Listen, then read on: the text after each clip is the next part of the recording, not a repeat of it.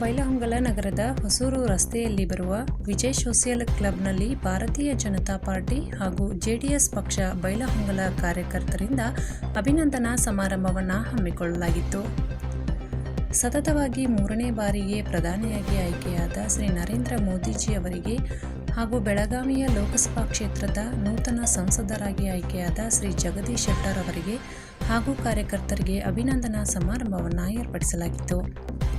ಇದೇ ಸಂದರ್ಭದಲ್ಲಿ ನೂರಾರು ಕಾರ್ಯಕರ್ತರು ಜಗದೀಶ್ ಶೆಟ್ಟರ್ ಅವರಿಗೆ ಸನ್ಮಾನಿಸಿ ಅಭಿನಂದನೆಯನ್ನು ಸಲ್ಲಿಸಿದರು. ಈ ಕಾರ್ಯಕ್ರಮದಲ್ಲಿ ಭಾರತೀಯ ಜನತಾ ಪಕ್ಷ ಹಾಗೂ ಜೆಡಿಎಸ್ ಪಕ್ಷದ ಪದಾಧಿಕಾರಿಗಳು ಉಪಸ್ಥಿತರಿದ್ದರು. ಉಳಿವಿ ಒಳಗೆ ನನಗೆ ಒಂದು 20 ಮಂದಿ ಒಕ್ಕೊಂದು ಕಾರ್ಯಕರ್ತರು ಸಿಕ್ಕ್ರಿ. ಸ್ವಂತ ರೊಕ್ಕ ಖರ್ಚು ಮಾಡಿ ಅವ್ರ ಸ್ವಂತ ಅಭಿಮಾನಿಯಿಂದ ಒಂದು ಗಾಡಿ ಮೇಲೆ ಒಂದು ದೊಡ್ಡ ಮೋದಿ ಫೋಟೋ ಇಟ್ಕೊಂಡು ಅಲ್ಲಿ ನಡ್ಕೊಂತ ಅಡ್ಡಾಡಿ ದೀಡ ನಮಸ್ಕಾರ ಮಾಡಿ ಉಳ್ವಿ ಚಂದ್ರಶೇಖರ್ ಬಿಡ್ಕೊಂಡ ಇಲ್ಲ ಮತ್ತೊಮ್ಮೆ ನೀನು ನಮ್ಮ ಮೋದಿಯವರು ಮಾಡಿದಿ ನಮ್ಮ ಶೆಟ್ಟರ್ನ ಆರಿಸ್ತಿದ್ದೀರಂತ. ಇದಕ್ಕಿಂತ ಹೆಚ್ಚು ಅಭಿಮಾನ ನಮ್ಗೆ ಬೇಕಂದ್ರೆ ಲೋಕಸಭಾ ಚುನಾವಣೆಯಲ್ಲಿ ಉತ್ತಮವಾದಂಥ ಫಲಿತಾಂಶ ಬಂದ ಮೇಲೆ ನಿಮ್ಮೆಲ್ಲರ ಆಶೀರ್ವಾದ ಪ್ರೀತಿ ವಿಶ್ವಾಸದಿಂದ ಬೆಳಗಾವಿ ಲೋಕಸಭಾ ಕ್ಷೇತ್ರದ ಜನಪ್ರತಿನಿಧಿಯಾಗಿ ಆಶೀರ್ವಾದ ಮಾಡಿದ್ರಿಂದ ಇವತ್ತು ನಾನು ಆಯ್ಕೆಯಾಗಿದ್ದೇನೆ. ಹೊಸದಾಗಿ ಲೋಕಸಭಾ ಸದಸ್ಯನಾಗಿ ಅಧಿಕಾರವನ್ನು ತೆಗೆದುಕೊಂಡಿದ್ದೇನೆ. ಹಿಂದೆ ಸುರೇಶ್ ಅಂಗಡಿಯವರು ಅವರು 4 ಬಾರಿ ಲೋಕಸಭಾ ಸದಸ್ಯರಾಗಲಿಕ್ಕೆ ಆಶೀರ್ವಾದ ಮಾಡಿದ್ದರು. ಶ್ರೀಮತಿ ಮಂಗಳಾ ಅಂಗಡಿಯವರಿಗೆ ಸಹಿತ ಬೈ ಎಲೆಕ್ಷನ್ದಲ್ಲಿ ಗೆಲುವನ್ನು ತಂದು ಕೊಟ್ಟಿದ್ದರು. ಇವತ್ತಿನ ಒಂದು ಜಯ ಏನಿದೆಯಲ್ಲ, ಇದೊಂದು ಅಭೂತಪೂರ್ವವಾದಂಥ ಜಯ. ಈ ದೇಶದ 140 ಕೋಟಿ ಜನರ ಭಾವನೆ, ದೇಶದಲ್ಲಿ 10 ವರ್ಷ ಆಡಳಿತ ಮಾಡಿದಂಥ ನರೇಂದ್ರ ಮೋದಿಜಿಯವರು ಮತ್ತೆ 3ನೇ ಬಾರಿ ಪ್ರಧಾನಮಂತ್ರಿ ಆಗಬೇಕಂತ ಹೇಳಿ ಇಡೀ ದೇಶದ ಜನರ ಆಸೆ ಧ್ವನಿ. ಅದಕ್ಕೆ ಪೂರಕವಾಗಿ ಇವತ್ತು ಬೆಳಗಾವಿ ಜನತೆ ಸ್ಪಂದನೆ ಮಾಡಿ ನರೇಂದ್ರ ಮೋದಿಯವ್ರನ್ನ 3ನೇ ಬಾರಿ ಪ್ರಧಾನಮಂತ್ರಿ ಆಗಲಿಕ್ಕೆ ಮತ್ತು ಬೆಳಗಾವಿ ಕ್ಷೇತ್ರದಲ್ಲಿ BJP ಜೈಬೇರಿ ಬಾರಿಸಲಿಕ್ಕೆ ನನಗಿವತ್ತು ಜನಪ್ರತಿನಿಧಿ ಆಯ್ಕೆ ಆಗಲಿಕ್ಕೆ ಅದು ಸಹಾಯ ಆಯಿತು. ಅದು ನಿಮ್ಮೆಲ್ಲರ ಆಶೀರ್ವಾದ ಪ್ರೀತಿ ವಿಶ್ವಾಸ ಕಾರಣ ಅನ್ನುವಂಥ ಮಾತನ್ನು ಹೇಳ್ತಾರೆ.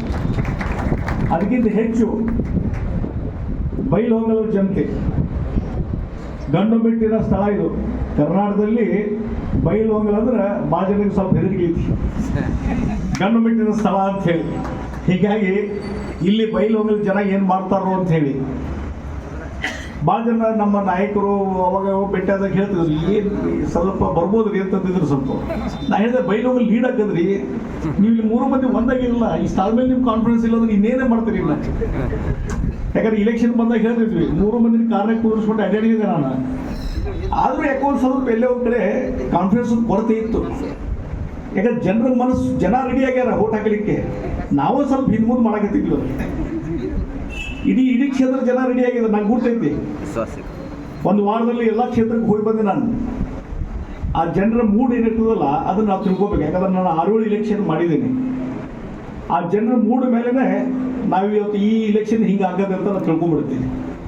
ಅದರ ಮೇಲೆ ನಾವು ಇಲ್ಲಿಂದ ಗೆದ್ಕೊಂಡ್ಬಂದಿದ್ದೀನಿ. ಈ ಇಲೆಕ್ಷನ್ ಬಂದ ಮೇಲೆ ಅನಿಸೋದಕ್ಕೆ ನಾನು ನಮ್ಮೆಲ್ಲ ಕಾರ್ಯಕರ್ತರಿಗೆ ಪ್ರಮುಖರಿಗೆ ಹೇಳ್ತಿದ್ದೆ, ಇಲ್ಲರಿ ಅವ್ರು ಹಣ ಖರ್ಚು ಮಾಡ್ತಾರೆ, ಅದು ಮಾಡ್ತಾರೆ. ಅದೆಲ್ಲ ನೋಡಪ್ಪ, ಚುನಾವಣೆ ಈ ಒಂದು ಚುನಾವಣೆ ದಿನ ಬರೀ ನೋಟ್ ಮೇಲೆ ಮತ್ತು ಹಣ ಹಂಚೋದ ಮೇಲೆ ಯಾವ ಇಲೆಕ್ಷನ್ ಆಗೋದಿಲ್ಲ. ಒಂದು ಜನರ ಪ್ರೀತಿ ವಿಶ್ವಾಸ ಗಳಿಸೋದು ಬೇಕಾಗ್ತದೆ. ನಾನು ಬರೀ ನೋಟ್ ಹಂಚ್ತೇನೆ ಅಂತ ಹೇಳಿ ಗೆದ್ದು ಬಂದ್ರಿಂದ ಅದಾನಿ, ಅಂಬಾನಿ, ಬಿರ್ಲಾ ಎಲ್ಲರೂ MP ಕಾಯಂ MP ಆಗಿದ್ರು. ಅವರು ನೀವು ಒಂದು 100 ಕೋಟಿ ಹಂಚಾಗಿ ಏನು ಗಂಟೆ ಹೋಗೋದು ಫೈಟ್ ಮನಿನ, ಈಗ 1000 ಕೋಟಿ ಫೈಟ್ ಮನಿನ ಇರ್ತದೆ. ಫೈಟ್ ಮನಿನೂ ಬೇಕಾದ್ರೆ ಹಂಚಿ ಬಿಡ್ತಾರೆ ಪ್ರತಿಯೊಬ್ಬ ಮತಾರಿಗೆ ಇಷ್ಟ ಅಂತ ಹೇಳಿ. ಹಂಗೆ ಆಗೋದಾದ್ರೆ ಪ್ರಜಾತಂತ್ರದ ವ್ಯವಸ್ಥೆ ಏನಾದರೂ ಕಿಮ್ಮತ್ತು ಐತನೋ? ಇಲ್ಲಿ ಅಕಸ್ಮಾತ್ ಹಾಕವು ಒಂದಿಷ್ಟು ರೊಕ್ಕ ಕೊಟ್ಟು ಗೆಲ್ಲುವಂಥದ್ದು ಏನೋ ಹಾಕವು, ಕೆಲವು ಮುಖ್ಯ ನಡೀತವೆ. ಆದರೆ ಕಾಯಮಾಗಿ ಬರೀ ಇದು ಬೇಕಿದು. ನಮ್ಮ 2-3 ಸಲ ಬೆಳಗಾವಿ ಮೀಟಿಂಗ್ದಾಗ ಕೇಳಿದ್ರು ಬೈಲಹೊಂಗಲ ಎಷ್ಟು ಲೀಡ್ ಆಕೈತೆ ಅಂತ ಹೇಳಿ. ನಾವು ಹಂಚ್ಕೊಂತ 5-10 ಸಾವಿರ ಆಕೈತ್ರಿ ಅಂತ ಅಂತಿದ್ವಿ. ಮತ್ತು ಮೈನಸ್ ಆಕೈತೆ ಅಂದ್ರೆ ನಮ್ಮನ್ನು ಮಾತಾಡ್ಸಂಗಿಲ್ಲ. ಹಂಚ್ಕೊಂತ ಹೇಳ್ತಿದ್ವು ನಾವು, ಒಂದು 5 ಸಾವಿರ ಲೀಡ್ ಆಕೈತ್ರಿ ಅಂತ ಹೇಳಿ. ತಮ್ಮೆಲ್ಲರ ಪರಿಶ್ರಮದಿಂದ 21,000 ಮತವನ್ನು ಲೀಡ್ ಕೊಟ್ಟಿದ್ದಕ್ಕೆ ಮತ್ತೊಮ್ಮೆ ತಮಗೆ ಧನ್ಯವಾದಗಳನ್ನು ಹೇಳಿದರು.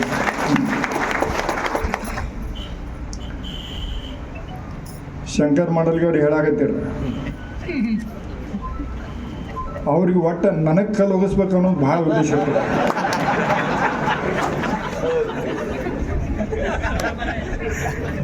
ಲೀಡ್ ಕೊಡಲಿಲ್ಲ ಅಂದ್ರೆ ನಮ್ಗೆ ಕಲ್ಲು ಹೋಗಿರಿ ಅಂತಂದ್ರು